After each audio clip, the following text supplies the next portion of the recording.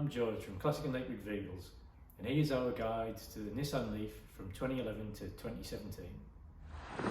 So, while we had three Nissan Leafs here, I could show you the differences between the different years and models. I thought I'd show you around and show you the differences in them. So let's start with this one.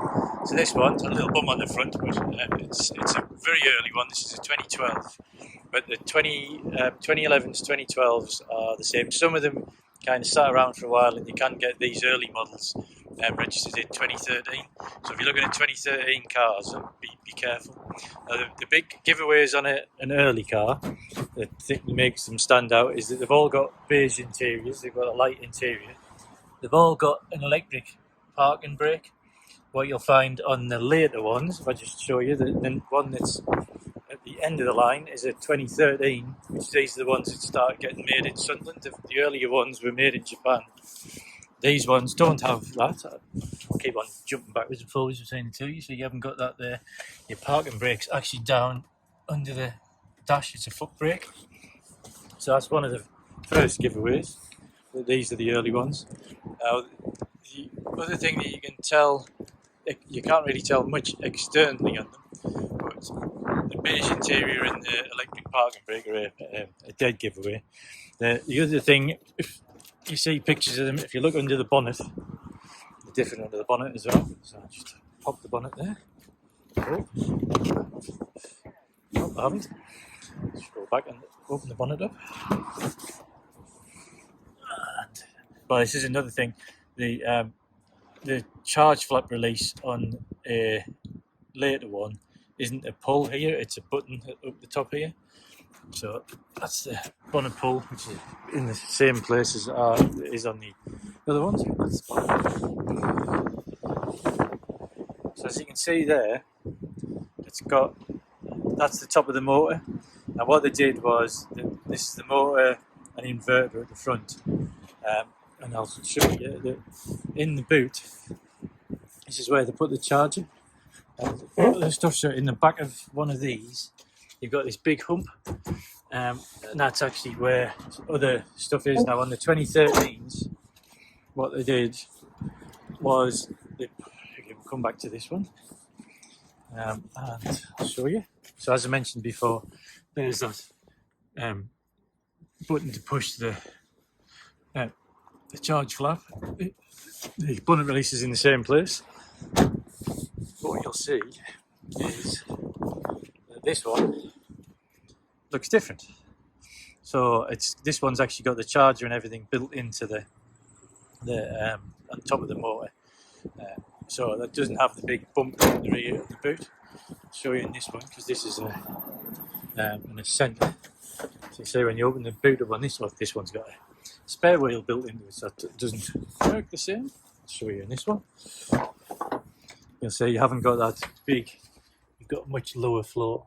The reason I was trying to show you in the Ascent is this is the Techna, which is the top of the range one, which has the subwoofer in between the seats. So on that one, if you didn't have a spare wheel that was fitted in by the previous one, you would see that was a flat area between the two seats. So when you actually look at them externally wise, they're just about the same. So these early ones have the same wheels on as the Ascent. There's only one model you could get in the early cars for the early 2 years, whereas the latter years had three models. They had the Vizier, had the Ascent, which is this one in the Ascent, which is the 66 plate one. So that's the mid-range one. And then there's the Techna, which this one is, which gets the 17-inch alloys as opposed to the 16-inch alloys that are on there. And I'll tell you the difference between those next. So that's all of the ways of being able to tell an early one from a 2013 onwards Sunderland built one. Now the downsides to an early one is that they're great cars, they're great to drive and everything. The battery technology wasn't as good as the later 2013 ones, and they don't have a heat pump on them. So in the winter, if you put the heating on, you get very low range. I mean, this one's down to around about 35-40 miles in the winter with the heating on, whereas the heat pump that are in the later cars makes a massive difference. So that's the difference between the early cars and the later cars. And then just to show you the differences on these, this is the Ascenter, which is the middle of the range, and that's the Techno. The reason we haven't got a Vizier here, which is the base of the range, is that it's got the good battery technology and same layout as these two, the 2013 onwards ones. But similar to the early ones, it doesn't have a heat pump on either. You can tell it by the fact that it doesn't have tinted rear windows. So these ones have a slight tint on them on the Ascenter, and it's a darker tint on the Techno. But the Vizier generally has clear rear windows in it. And they have wheel trims on instead of alloy wheels. So we'll do a whole video on that on the Vizier when we get a chance, when we get one in. So this one being the Ascenter, this one has, they're both physically exactly the same cars. 16-inch alloy wheels on this, and has a cloth interior in these. So you can see in there. So you get cloth interior, and you get kind of all of your steering wheel controls. You get great climate control inside, and you get a CD stereo, FM radio in the early ones, to DAB radio in the 2016 onwards ones. So internally and mechanically, they're both exactly the same. So I'll show you what the Techno gets that the Ascenter doesn't get, so kind of the upgrades on it. So first of all, exterior wise, it gets the 17-inch alloy wheels on it, which are the diamond cut flush ones. It also gets leather look upholstery. It's not actually leather, it's synthetic leather. It gets a leather steering wheel, but then the other thing that it does is it's a heated steering wheel too. So you get heated steering wheel, and you get heated front seats, which you can see the buttons for there, and the rear seats are heated as well.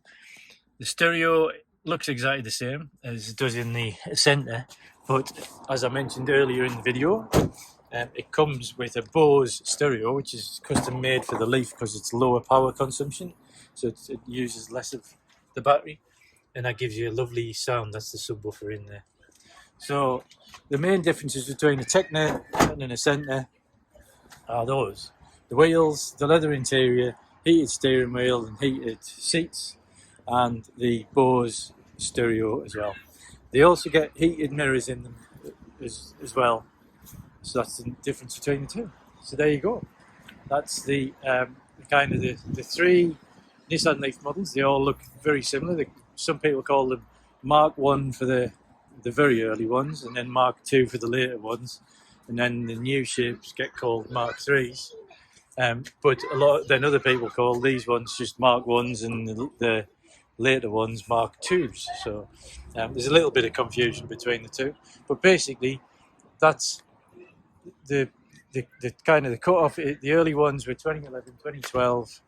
And then in 2013, they changed to the Sunderland-built ones, which got better technology and different levels of trim. So hopefully that was of value to you, and you've got to know a little bit of the differences between the models and the years. If there's anything that I've missed, let us know, and we'll try and update it in the next version of this video that we do. And if you have any more questions, then please get in touch. The website's classicandlightweightvehicles.co.uk or caev.co.uk. Cheers, see you next time.